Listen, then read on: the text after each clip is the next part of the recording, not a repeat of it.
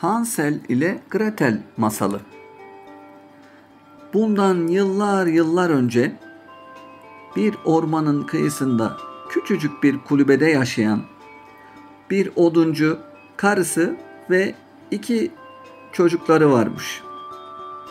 Oduncunun karısı çocuklarına her gün masallar okur, onları mutlu etmeye çalışırmış.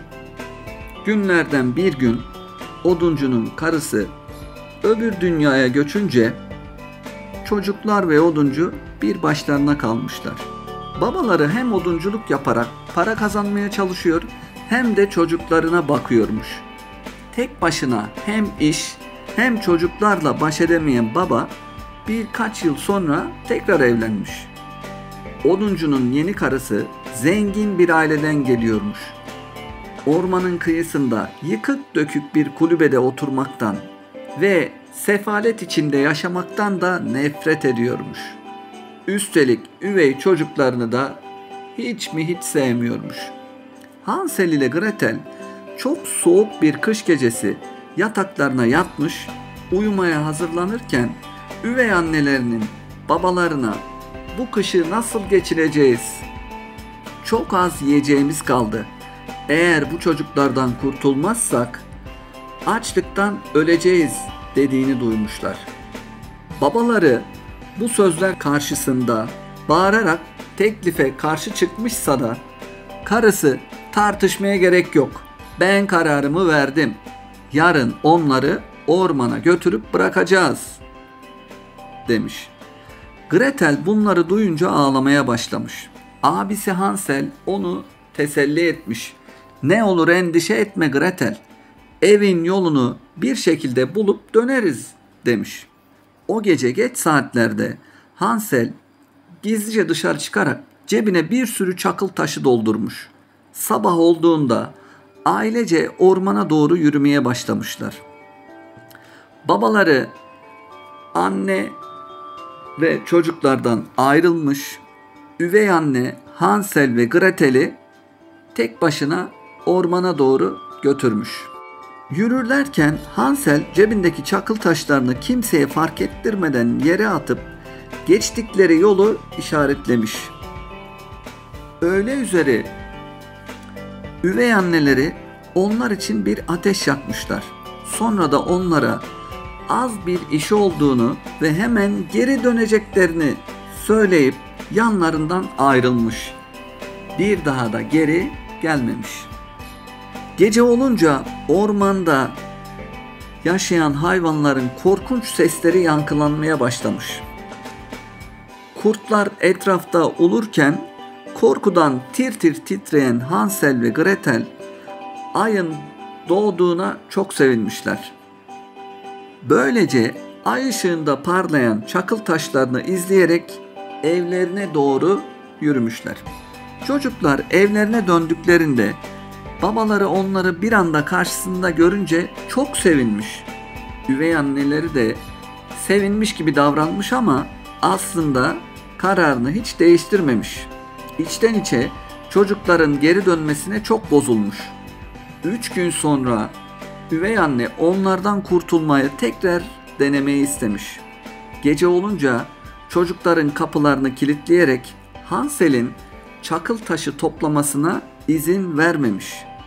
Ama bizim Hansel zeki bir çocukmuş.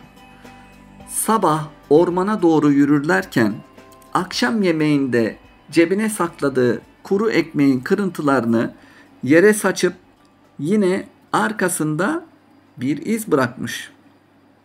Öğleye doğru üvey anneleri yine bir bahane uydurup çocukları tekrar ormanda yalnız bırakıp ayrılmış onlardan.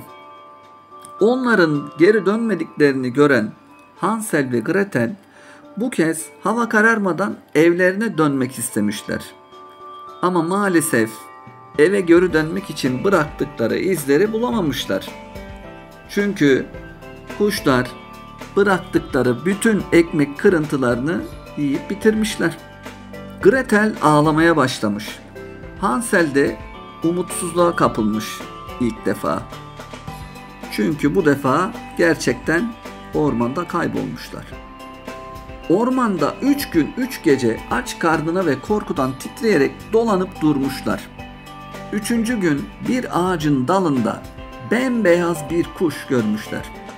Kuş onlara güzel sesiyle şarkılar söyleyince onlar açlıklarını unutup kuşun peşine düşmüşler.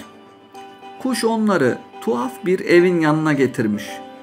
Bu evin duvarları, çatısı, penceresi, kapıları, her şeyi şekerlerden, şekerlemelerden oluşuyormuş. Hansel ve Gretel bu evi gördüklerinde gözlerine inanamamışlar. Çok lezzetli görünüyormuş. Çocuklar tüm yorgunluklarını unutup evden birer parça alıp yiyecekleri sırada içeriden bir ses duyulmuş. Bir bakmışlar ki kapıda dünya tatlısı yaşlı bir teyze duruyor. Çocuklar başlarına geleni yaşlı kadına anlatınca kadın çok üzülmüş ve çocuklara acımış, onları içeri almış. İçerisi de evin dışı gibi değilmiş. Korkutucu, değişik bir yermiş. Ama çocuklar yorgun ve aç oldukları için bunu hiç önemsememişler. Yaşlı kadın çocukların önüne çeşit çeşit yemekler ve tatlılar koymuş. Çocuklar daha önce hiç yemedikleri yiyecekleri yemişler ve karınlarını bir güzel doyurmuşlar.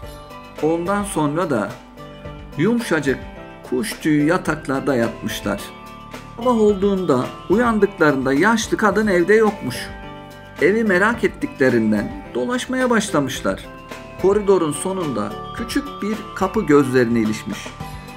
Kapıyı açınca içeride sandıklar dolusu altınlar, değerli hazineler, mücevherler olduğunu görmüşler. Hem çok şaşırmışlar hem de çok sevinmişler. Hansel içeri girmek istemiş ve bu sırada duyduğu sesle irkilmiş. Çocuklar arkalarına döndüklerinde karşılarında duran cadıyı görmüşler. Meğer bizim sevimli yaşlı kadın çocukları tuzağına düşürmek isteyen kötü bir cadıymış. Çocuklar evden kaçmaya çalışmışlar ama maalesef kapı kilitliymiş.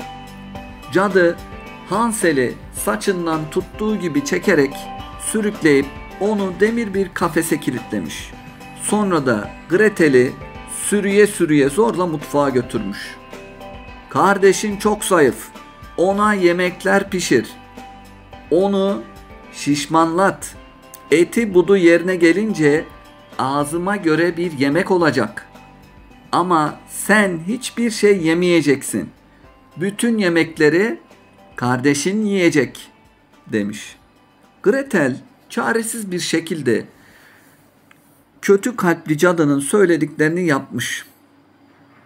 Neyse ki Hansel akıllı ve soğukkanlı bir çocukmuş. Gözleri pek iyi görmeyen cadıyı kandırmaya karar vermiş. Her gece cadı uyurken kafesin altındaki yeri kazıyor. Kardeşinin verdiği yemekleri yemeyip kazdığı yere gömüp saklıyormuş. Cadı ise Hansel'in şişmanlayıp şişmanlamadığını anlamak için sabah olunca onu kontrol ediyormuş. Ve cadı gün içinde defalarca mutfağa gidip Gretel'e daha fazla yemek yapmasını, kardeşinin karnını doyurup şişmanlatmasını söylüyormuş. Bu böyle günlerce sürmüş. Bir gün artık cadının sabrı taşmış. Şişman zayıf fark etmez. Bugün Hansel böreği yapacağım demiş. Ve Gretel'e dönüp fırına git bakalım.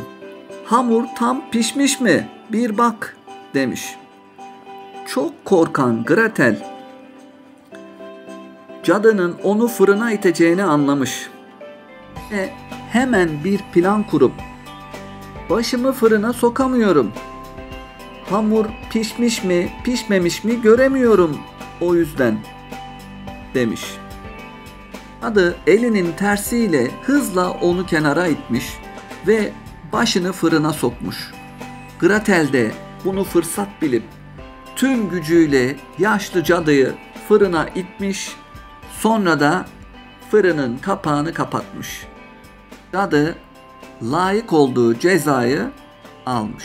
Gretel cadının anahtarları sakladığı yeri biliyormuş. Hemen koşup anahtarı aldığı gibi kardeşi Hansel'i kilitli olduğu kafesten kurtarmış. Fırından çıkan alevler kısa sürede evi de kaplamış. İki kardeş yanmakta olan bu evden kaçıp kurtulmuşlar. Ama ormanda nereye gideceklerini bilememişler. Bir süre sonra karşılarına bir dere çıkmış. Derenin kenarında kocaman bir ördek Hansel'i ve Gretel'i birer birer alıp derenin karşısına geçirmiş. Çocuklar etrafa dikkatli bir şekilde bakınca bulundukları yeri tanımışlar. Hızla, hiç durmadan evlerine doğru koşmuşlar.